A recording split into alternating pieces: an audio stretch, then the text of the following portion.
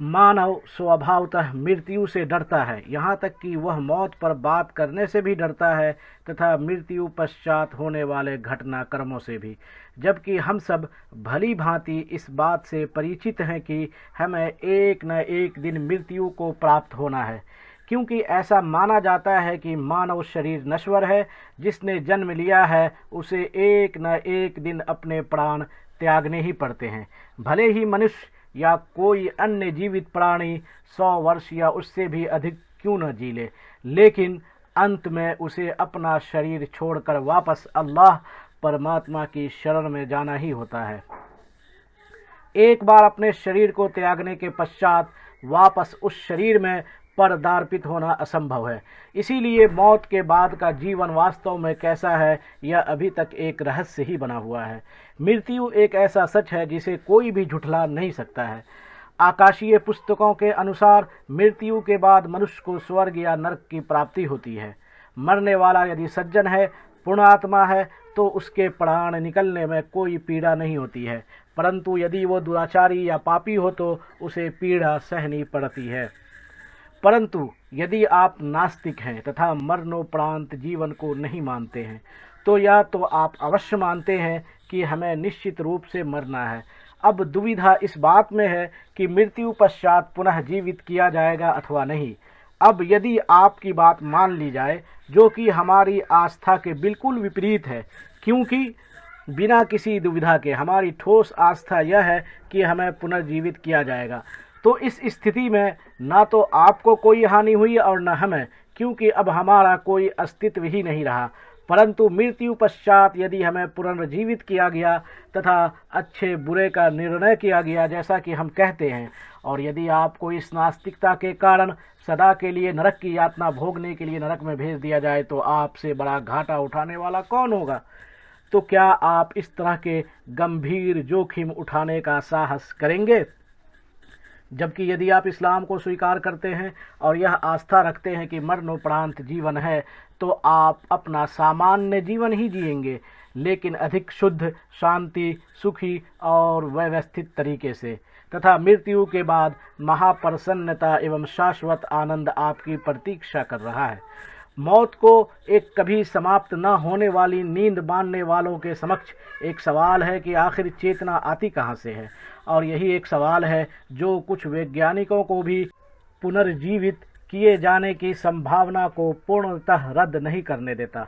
वरना शरीर के साथ ही जीवन का अंत हो जाने के विचार या विश्वास के सही होने की संभावना तो ये लोग व्यक्त करते ही रहते हैं। अब आइए देखते हैं कि समकालीन वैज्ञानिक एवं डॉक्टर मरणोपरांत जीवन के विषय में क्या राय रखते हैं।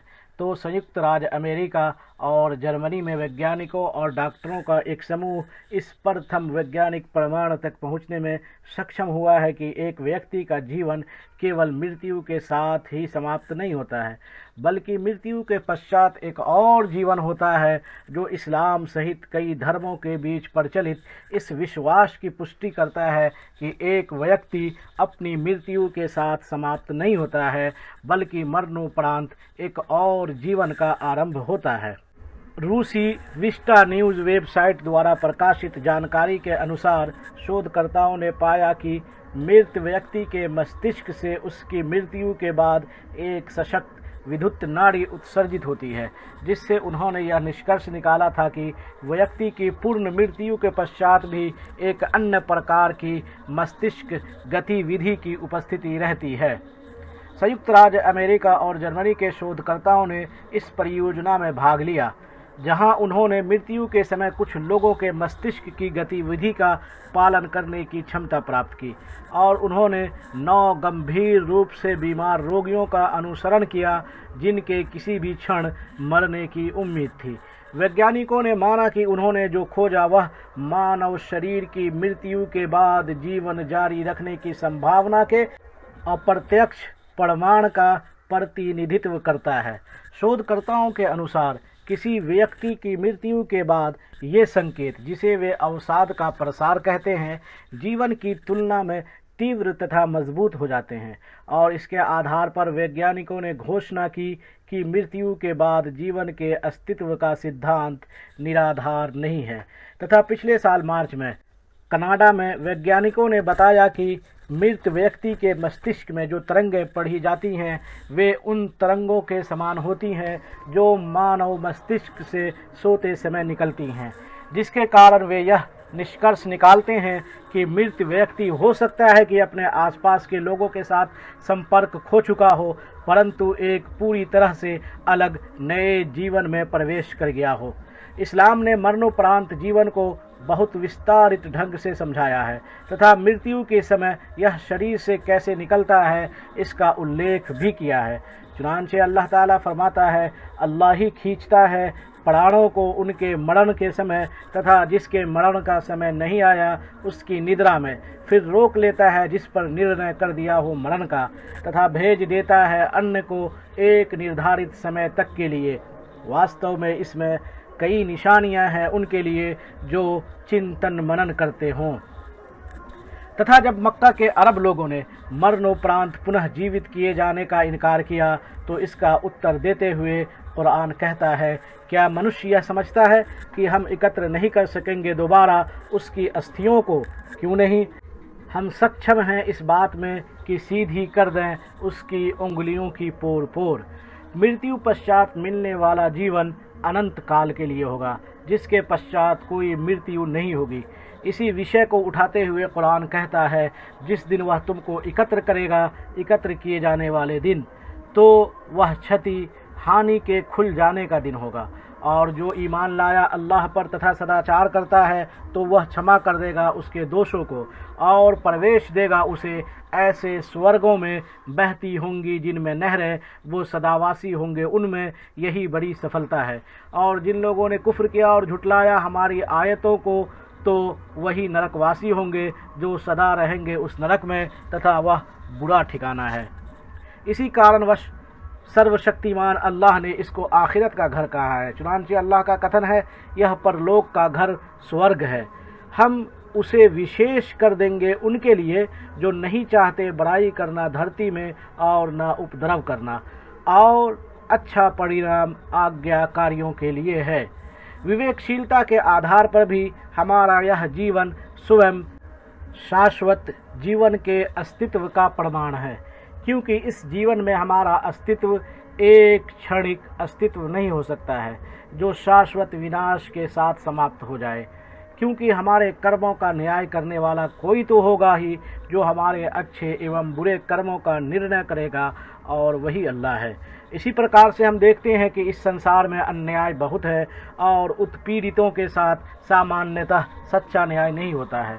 उदाहरण स्वरूप किसी का धन चुरा लिया गया, अब यदि चुराया गया धन उसे वापस किया जाता है एवं इस अवधि में उसे जो दुख, क्षोभ एवं कष्ट सहना पड़ा उसका भी हर्जाना दिया जाता है, तो हम कहेंगे कि उसके साथ न्याय हुआ।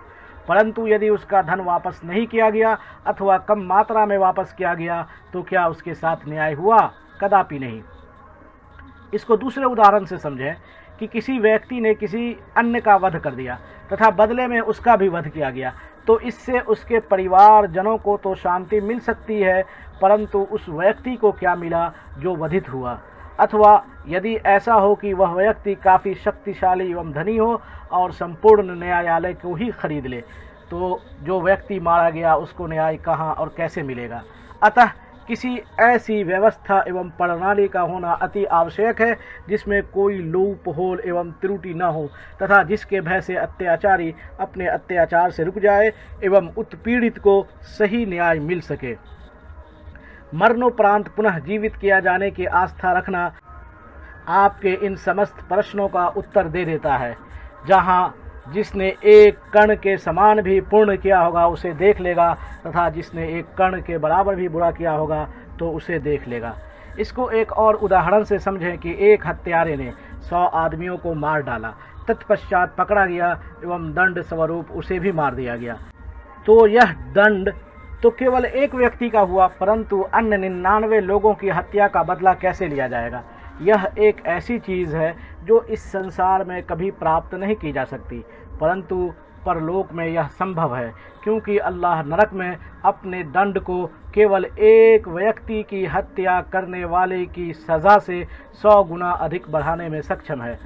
मरणोपरांत जीवित किए जाने के अनेक साक्ष्य कुरान में मौजूद है। उनमें से केवल एक का उल्लेख आपके लिए करना चाहता हूँ। अल्लाह ताला फरमाता है, अथवा उस व्यक्ति के समान जो एक ऐसी नगरी से गुजरा जो अपनी छतों सहित ध्वस्त पड़ी थी। उसने कहा, अल्लाह इसके ध्वस्त हो जाने के पश्चात इसे कैसे जीवित करेगा? तो अल्लाह ने उसे 100 वर्षों तक मौत दे दी। फिर उसे जीवित किया और कहा, तुम कितनी अवधि तक मृत पड़े रहे? उसने कहा, 1 दिन अथवा दिन के कुछ क्षण। अल्लाह ने कहा, बल्कि तुम तो 100 वर्षों तक पड़े रहे हो। अपने खाने पीने को देखो कि तनिक भी परिवर्तित नहीं हुआ, तथा अपने गधे की ओर देखो ताकि हम तुम्हें लोगों के लिए एक निशानी बना दें, तथा गधे की अस्थियों को देखो कि हम उसे कैसे खड़ा करते हैं और उन पर कैसे मांस चढ़ाते हैं। इस प्रकार से जब उसके समक्ष बातें उजागर हो गई तो वह पुकार उठा कि मुझे ज्ञान हो गया कि अल्लाह जो चाहे कर सकता है। मृत्यु पश्चात जीवित किए जाने तथा कर्म फल की यह आस्था लोगों को नैतिक और न्यायप्रिय बनाए रखने में सहायक है।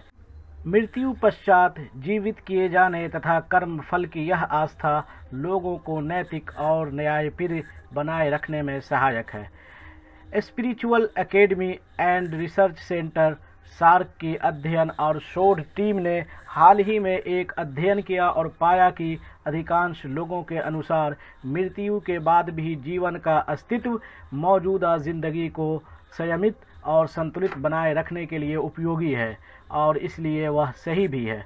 अल्लाह ताला ने लोगों को मृत्यु पश्चात जीवित करने पर सक्षम होने को एक उदाहरण देते हुए समझाया है।